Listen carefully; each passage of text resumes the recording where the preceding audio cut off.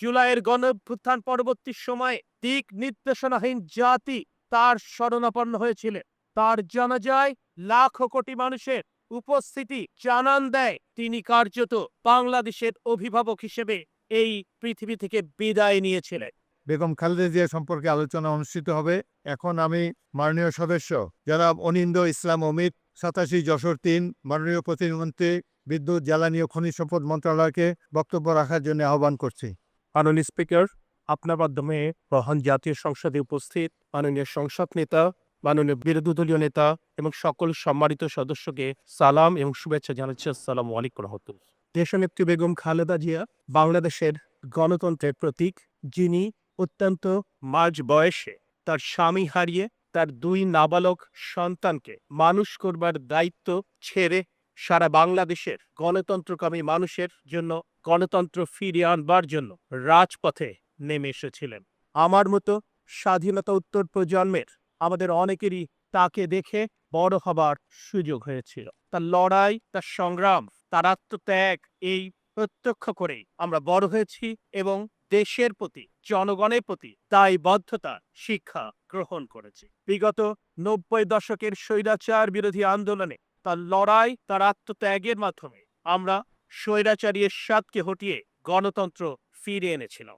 পরবর্তীতে বাংলাদেশের জনগণের ভোটে প্রথম নারী প্রধানমন্ত্রী হিসেবে তিনি বাংলাদেশের শিক্ষা ব্যবস্থা, নারীর ক্ষমতায়ন এবং অবকাঠামো উন্নয়নে যে ভূমিকা রেখেছেন, আজও দেশবাসী তা গভীর কৃতজ্ঞতা চিত্তে স্মরণ করে। বিগত ফ্যাসিবাদ বিরোধী আন্দোলনে তার অসম সাহসী ভূমিকা, তার দৃঢ়তা আজ সারা বিশ্বের দরবারে উদাহরণ হিসেবে চিহ্নিত হয়েছে।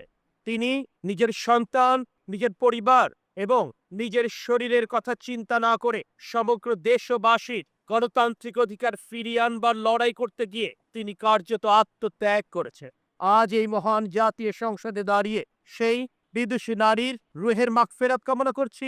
একই সাথে বাংলাদেশের গণতন্ত্রকামী মানুষের জন্য গণতন্ত্র ফিরিয়ে আনবার জন্য, বাংলাদেশের মানুষের আইনের শাসন ফিরিয়ে আনবার জন্য, মানবাধিকার সমুন্নত করবার জন্য তার লড়াই গভীর শ্রদ্ধা ভরে স্মরণ করছি। এই লড়াইয়ের মাধ্যমে, আত্মত্যাগের মাধ্যমে তিনি দলের ঊর্ধ্বে উঠতে পেরেছিলেন। তাই জুলাইয়ের গণঅভ্যুত্থান পরবর্তী সময়ে দিক নির্দেশনাহীন জাতি তার শরণাপন্ন হয়েছিলেন।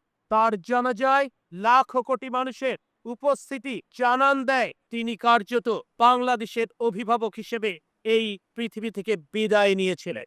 আজকে এই মহান জাতীয় সংসদে এত রক্তস্নাত পথ পাড়ি দিয়ে যখন এই মহান জাতীয় সংসদে উপস্থিত হতে পেরেছি, একদিকে যেমন আল্লাহর দরবারে লাখো কোটি শুকরিয়া আদায় করি, যাদের ভোটে নির্বাচিত এখানে উপস্থিত হতে পেরেছি তাদের প্রতি যেমন কৃতজ্ঞতা স্বীকার করি।